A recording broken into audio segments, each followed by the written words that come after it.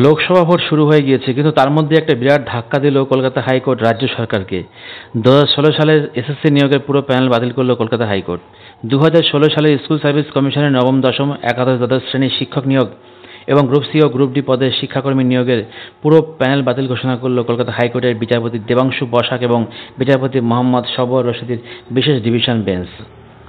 আজ কলকাতা হাইকোর্টের বিশেষ ডিভিশন বেঞ্চে স্কুল সার্ভিসের নবম, দশম, একাদশ, দ্বাদশ এবং গ্রুপ ডি ও গ্রুপ সি নিয়োগ দুর্নীতি মামলার রায়দান ছিল সকাল 10:30টায়। এসএসসি নিয়োগে ওএমআর বিকৃতি, র্যাম জ্যাঙ্কিং, প্যানেলের মেয়াদ শেষ হওয়ার পরেও চাকরি, প্যানেলের নাম না থেকেও চাকরি, সার্ভার বিকৃত করে চাকরি, অতিরিক্ত চাকরির সুপারিশ ইত্যাদি দুর্নীতি ইস্যু নিয়ে অভিযোগ ওঠে। সবকিছু পর্যালোচনা করে কলকাতা হাইকোর্টের বিচারপতি দেবাংশু বসাক এবং বিচারপতি মোহাম্মদ সরওয়ার রশিদের বিশেষ ডিভিশন বেঞ্চ 2016 সালের স্কুল সার্ভিস কমিশনের নবম, দশম, একাদশ, দ্বাদশ এবং এর শিক্ষক নিয়োগ ও গ্রুপ সি গ্রুপ ডি পদে শিক্ষাকর্মী নিয়োগের 25,753টি নিয়োগ বাতিল বলে ঘোষণা করলেন।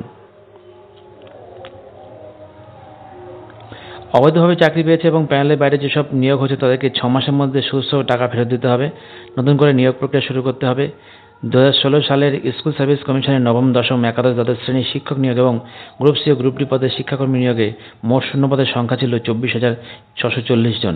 সেই 24,640 জন সিটে পুনরায় নিয়োগ করতে হবে নতুন করে।